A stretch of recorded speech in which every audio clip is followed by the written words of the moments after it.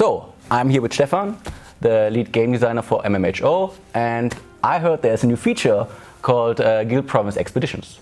Yes, the Guild Province Expeditions is the biggest feature that we've done so far for MMHO. It is based on the feedbacks that we received from many of our most experienced players that asked for more guild play, more and new challenges and maps after level 30, and more ways to compete between guilds. And that was basically what we developed. So what we created were several things. So we created the Guild Province that allows you to build your very own home for your guild. We created the Guild Expedition, that is an infinite set of maps with increasing difficulty over time. And we created the Guild Competition that allows you to compete with other guilds in who proceeds the furthest in the expeditions. So the Guild Provinces, that's like a region, right? Yes. And so what can you do there? So the Guild Province is a province on its own. You can access it from anywhere in the world if you restore the ancient gate that leads to it. And you can do that with a contribution by the whole guild. And then it's basically a piece of cake if all people work together towards it. When you arrive in the Guild Province, you will find that most of the structures there are already shattered and in bad shape because the province is so old. So again, you need to restore everything together with the contribution of your whole guild. So these buildings that you find there, you can rebuild them, right? Mm-hmm. Is this just for cosmetic reasons, or is there a gameplay impact for you and your guild? Yes, so basically it will both show in the province when you restore it, but it will also have always a gameplay impact. So there will be traders, shrines and obelisks, and the most exciting new building, the new guild dwellings, will also be there.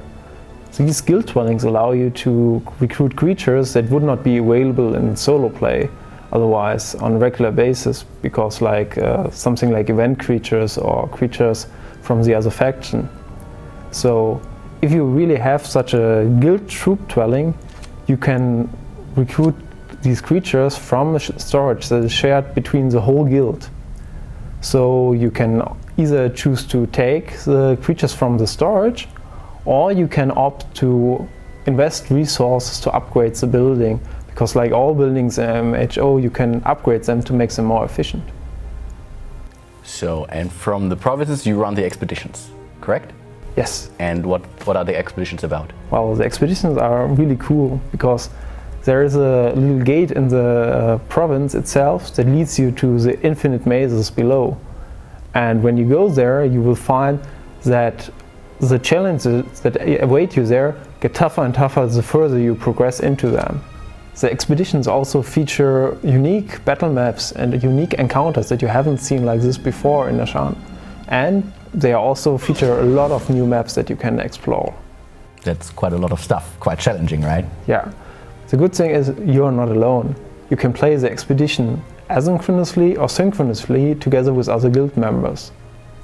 This means you can either decide to join others and go into the expedition and play it with them, but you can also just follow up on their progress once you have been there, so you can continue what they did. Because that's another great thing that we did, that the progress is stored for the whole guild. So you can just continue like from what they left over to you. And this also means you can leave at any time you want and they can just follow up on what you did. So in the beginning you mentioned competition between the guilds. That sounds cool. Yeah, it is. Because as the expeditions all are exactly the same for all guilds, you can compare their results. So we can check which guild proceeded the furthest into one expedition. And then this guild will become the new expedition leader. And this does not only mean fame, so your guild name will be represented on the travel map, it also means you will receive the new guild expedition buff. And this guild expedition buff is pretty cool because it grants to all members of your guild an exclusive buff that lasts as long as you are the expedition leader.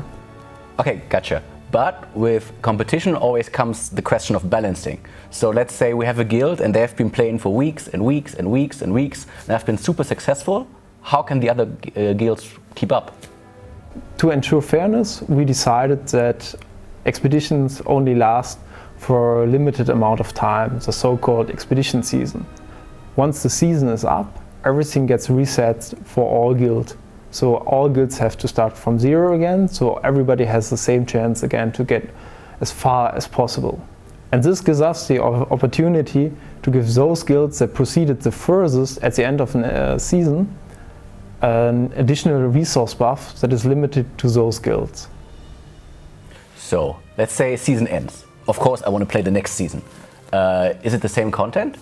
No, it's basically always different, because that's another cool thing that we added, that everything gets re-randomized every time a season gets reset. So the map composition is completely different, you will face new maps, all encounters get composed differently, and the place on the map and the place of the treasures is completely different. Well, that's it. I've certainly learned a lot. I hope you have learned a lot. Thank you, Stefan. Thank you.